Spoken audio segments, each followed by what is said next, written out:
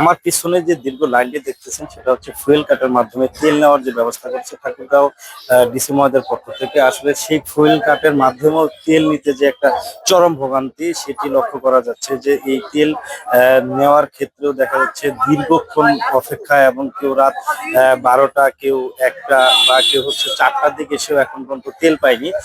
আমার পিছনে যেমনটি দেখাচ্ছিলাম যে দীর্ঘ যে একটা লাইন, সেই লাইন কিন্তু তারা অনেকে 4টার সময় এসেছে এবং তারা সেই লাইনে দাঁড়িয়েছে, এবং যারা সরকারি চাকরিজীবী আছে তাদেরও একটি আলাদা লাইন করা হয়েছে, কিন্তু তারপরেও সেই ভোগান্তির কিন্তু আহ, ভোগান্তির কিন্তু শেষ নেই এমনটি জানাচ্ছে। এবং যারা বিভিন্ন জায়গা থেকে এসেছে তারা হচ্ছে এই ফুয়েলের মাধ্যমে তারা হচ্ছে তেল নিচ্ছে। এবং আমরা যদি তাদের কাছ থেকে জানতে চেষ্টা করি, আপনি কয়টা থেকে আসছেন, কি মনে হচ্ছে ফুয়েল কাটার মাধ্যমে এই যে আসলে আমি বাড়ি থেকে বেরিয়েছি 4টা 45 মিনিটে, এখানে আসছি 5টা 10 মিনিটে।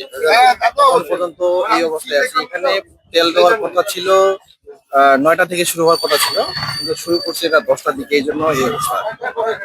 যেমনটি জানাচ্ছেন যে তারা হচ্ছে দীর্ঘক্ষণ অপেক্ষার পরে এখন পর্যন্ত তেলের যে যেখানে দিচ্ছে সেই পর্যন্ত এখন পর্যন্ত যেতে পারেনি এমনটি তারা জানাচ্ছে। এবং তারা বলতেছে যে যারা সরকারি চাকরি করে তারা যদি ঘন্টার পর ঘন্টা এখানে দাঁড়িয়ে থাকে তাহলে তাদের সেবাটি কিভাবে দিবে এমন প্রশ্ন তুলছে। এবং সাধারণ মানুষ তো আছেই, এই ভোগান্তি আসলে কবে নাগাদ শেষ হবে তারাও বলতে পারছে না। আমরা পাম্প কর্তৃপক্ষের সাথে কথা বলেছি, তারা বলতেছে যে আসলে আমাদের তো কিছু করার নেই, আমাদের তো একটা নিয়মের মধ্যেই থেকেই তেল দিতে হবে, তেমনটি জানাচ্ছিলেন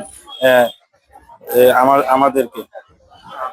এই ছিল ঠাকুরগাঁও থেকে ফুয়েল কাটার মাধ্যমে তৃতীয়বার তেল দেওয়ার যে সর্বশেষ তথ্য। আলামিন ইসলাম, সোনালী নিউজ, ঠাকুরগাঁও।